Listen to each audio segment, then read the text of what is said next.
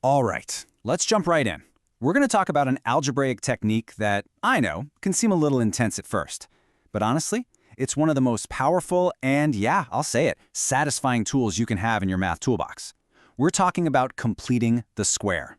And we're going to break this thing down from what looks like a confusing puzzle into a serious powerhouse for solving problems.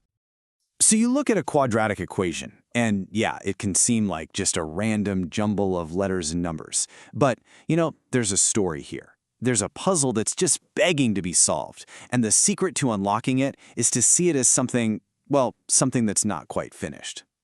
So here's the tricky part, right? The thing that makes these expressions kind of a pain is that our variable x shows up in two different places. You've got your x squared, and you've got your plain old x. And when you're trying to solve for x, having it in two spots like that makes it really tough to just get it by itself. But let's look at this a different way, geometrically. Think of x squared as an actual square, with sides that are x long. Then think of bx as a rectangle. You can arrange them so they almost make a bigger square. But you see that little corner missing? That's it. That's our problem, right there in picture form. It's literally an incomplete square. This is where it all clicks. We've got this awkward, incomplete shape. We have this messy expression. So what if we could find that one, perfect, exact little piece to fill in that gap? What if we could actually complete the square? That's exactly what this is all about. We're on a hunt for one very specific value. I like to call it the magic number. That's going to slot in there perfectly and make the whole thing simple. Beautifully simple. Okay, so this is the million-dollar question, isn't it? We know there's a missing piece. We know it's going to solve our problem. But how in the world do we figure out what it is every single time for any equation? And here it is. This little formula is the key to the whole kingdom. You just take the b term, that's the number next to the x, you chop it in half, and then you square the results. Boom! That one little calculation gives you the magic number you need every time. So what happens when we add this magic number? We create this special thing called a perfect square trinomial. And the reason it's so perfect is that it factors down into a nice, neat, simple squared term. Just look at that result. X now appears only once. The whole problem of x being in two different places, gone, solved. All right, so now that we get the why behind it, let's get into the how. We're going to walk through a super clear 5-step method that you can use to solve pretty much any quadratic equation that comes your way. So here's the game plan. We're going to get the x terms all by themselves. We'll add our magic number to both sides of the equation to build that perfect square. And from there, it's just a straight shot to solving for x. It's a clean process you can follow every time. Okay, let's get our hands dirty with an example. X squared plus 4x plus 1 equals 0. So step 1 is actually already done for us, since the a is just a 1. For step 2, we just need to move that constant, that plus 1, over to the right side. We subtract it, and that leaves us with x squared plus 4x equals negative 1. Easy enough.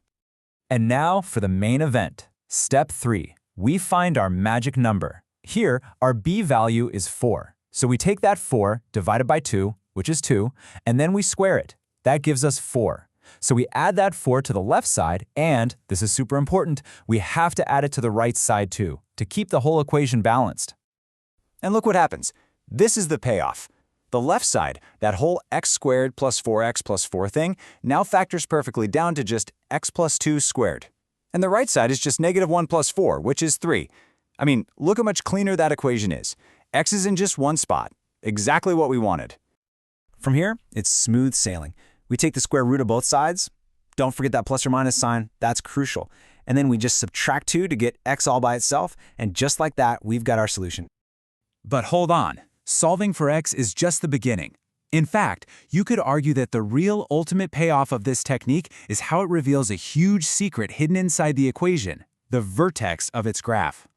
Just look at this side by side. On the left, you got your standard form. The vertex, the turning point of the parabola, who knows? It's totally hidden in there.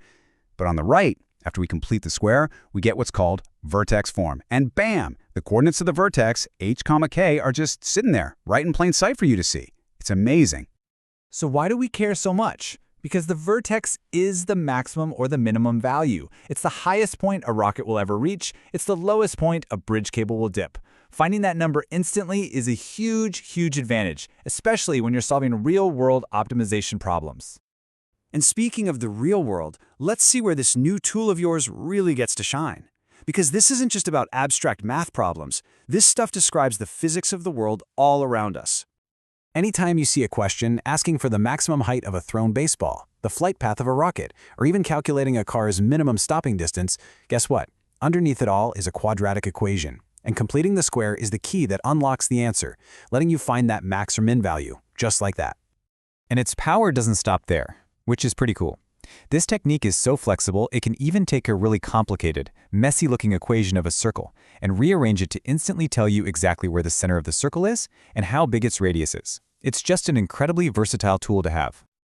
I really love this quote from the folks at Math is Fun because it just nails the big idea here. Completing the square isn't some weird random procedure you have to memorize. It's a fundamental tool. It's like adding a new power drill to your toolbox that makes a whole bunch of other jobs way easier. So we started with this idea of an incomplete puzzle. We found the magic number to finish it, and in doing that, we unlocked this powerful method for solving equations and for seeing the secrets inside a graph. You've basically turned a puzzle into a power tool. So the real question now is, what other incomplete problems are you going to solve with it?